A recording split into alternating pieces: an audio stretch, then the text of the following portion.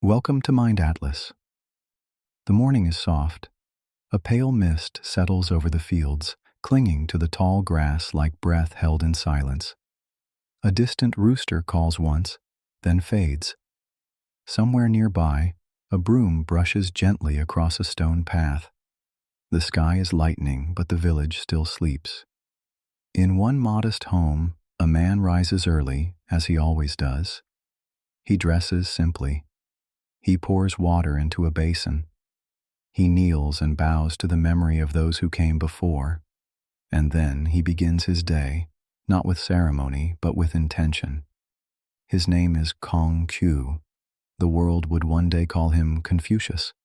But before he was remembered, he was only a man, a son, a clerk, a teacher, who believed that peace did not begin with laws or armies, but with how one spoke to their parents, how one greeted a neighbor, how one moved through the world with care.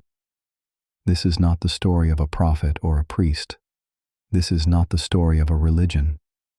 It is the story of a life lived through quiet example, of a man who believed that virtue was not something you declared, but something you practiced, gently, day after day. He was born in the state of Lu in what is now Shandong province, during the 6th century before the Common Era, a time not of unity but of unraveling. The old Zhou dynasty, once revered, had lost its grip. Regional lords ruled as they pleased, alliances shifted like wind across reeds, and the rituals that once held the world in balance had begun to fray. Into this uncertainty, a child was born. His name was Confucius. His father, a once respected soldier, died when the boy was very young. It was his mother who raised him, quietly, carefully, in a house without wealth but full of reverence.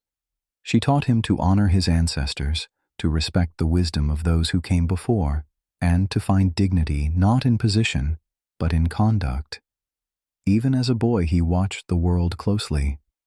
He was drawn not to games or idle chatter, but to scrolls, to ceremony, to the old ways. He listened to stories of ancient kings who ruled with fairness and grace. He watched how people treated one another, how a bowed head or a respectful tone could hold more power than a sword.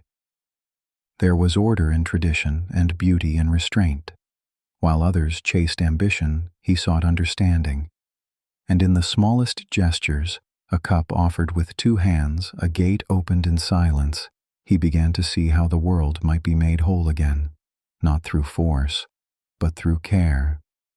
As he grew older, Confucius took work where he could, first as a clerk, then as a grain keeper, and later overseeing herds and stables.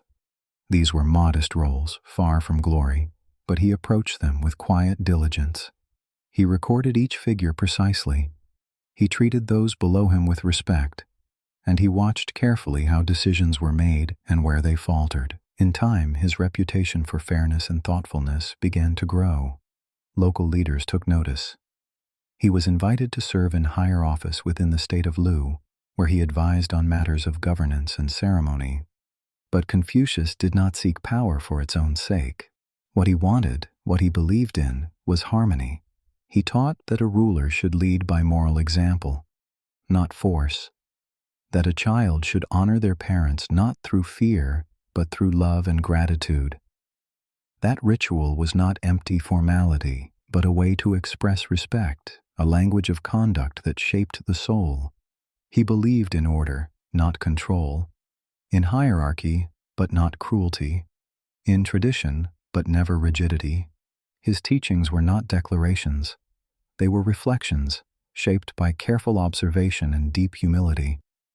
He studied the ancient texts, the rites and records of the Zhou kings, and found in them not just memory, but guidance. And so, his ideas began to form, not as rules, but as a path, one that led not to conquest, but to balance, not to dominion, but to peace. He did not call himself a sage. He was simply a man trying to live rightly and hoping the world might follow. Eventually, his time in government came to an end. Whether through political friction or personal conviction, Confucius left his post and stepped onto the road, not in exile, but in search of a ruler who might listen. He believed that the way to restore harmony to the world began with wise leadership, and so he carried his ideas from one state to another, offering counsel to kings and dukes along the way. He traveled with no army, no wealth, no title, only his teachings and the hope that someone in power might choose virtue over ambition. But many were unmoved. His vision of gentle order, of governance, shaped by moral example, seemed too ideal to some, too soft to others. Time and again, he was turned away, sometimes politely, sometimes with suspicion. Still, he walked on.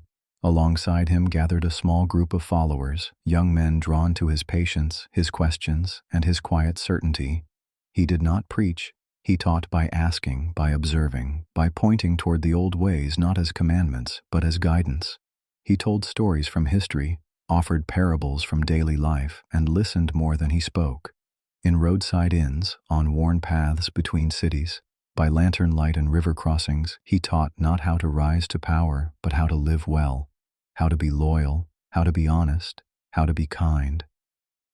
And slowly, those lessons began to take root, not in the courts of kings, but in the hearts of those who walked with him. He did not find the ruler he hoped for, but he found students, and in them the seeds of a legacy. In his teachings, 3 ideas formed the heart of the path he walked. The first was Ren, often translated as humaneness or compassion. It was the belief that kindness, empathy, and sincerity were the true signs of strength. That to be truly noble was to act with care toward others, not just in great gestures, but in every moment. A soft word, a generous act, a steady presence in the lives of those around you. The second was Li, ritual. Not just ceremony in the formal sense, but the everyday expressions of respect, the way one bows, the way one speaks to elders, the way one sets a table or enters a room. Confucius saw these gestures not as hollow habits, but as the threads that wove people together. Ritual, he believed, shaped the soul, guiding it toward grace. And the third was Xiao, filial piety, the deep respect owed to one's parents and ancestors. He believed that if a child honored their parents with love and humility, that reverence would naturally ripple outward. A well-ordered home, he taught, would lead to a well-ordered state. To Confucius, the world did not need to be ruled by force or fear. It needed to be guided by virtue, cultivated within the self, extended to the family, and carried into society like a quiet light. He taught that wisdom was not found in conquest, nor brilliance in ambition. It was found in care, in restraint, in the willingness to place others before oneself. The path of virtue, he said, was not loud, but it was strong enough to hold the world together. In his later years, Confucius returned to his native state of Lu. He was older now, his journeying days behind him. His hair had grayed, his steps had slowed. The world remained as restless as ever, yet he did not seem bitter. Instead, he turned inward, not to solitude, but to reflection. Surrounded by his students, he devoted his final years to preserving what he valued most. He helped compile and edit the Book of Songs, a collection of ancient poems and hymns that carried the emotions, customs, and voices of earlier times. He recorded histories, catalogued rites and ceremonies, and shaped the teachings that would later be gathered as the Analects, though they would not bear his name until long after he was gone. He spoke less of kings and more of virtue. He no longer sought to change the world through position, but through memory, by anchoring the wisdom of the past so it could survive into the future. And slowly, quietly, his influence began to spread. His students carried his ideas to distant courts. Families began to teach his values at home. Officials, uncertain of their path, began to turn to his words for guidance. Confucius would not live to see how deeply his teachings would take root, how they would shape dynasties, define education, and endure across centuries. But in those quiet final years, writing by lamplight and teaching in shaded courtyards, he continued the work he had always done, not changing the world with force, but preparing it with care. After his death in 479 BCE, Confucius was buried in a quiet grove near his home in Lu. There was no grand temple, no triumphant procession, only the mourning of students and the silence of a world not yet ready to know what it had lost. But his words did not fade. In the centuries that followed, dynasties rose and fell, wars reshaped the land, emperors claimed the mandate of heaven and lost it again. Yet through all this, the teachings of Confucius remained, steady as stone, gentle as water. His ideas were not imposed. They were adopted, first by scholars, then by rulers, and finally by the people themselves. Over time, they formed the bedrock of Chinese ethics, education, and civil life. Children memorized his sayings. Officials were tested on his principles. Families were guided by his views on duty, respect, and balance. Confucianism became more than a school of thought. It became a way of life. And still, he was never made a prophet nor worshipped as a god. He did not claim divine vision nor speak of miracles. He was simply a teacher, one who believed the world could be made better, not through power, but through patience.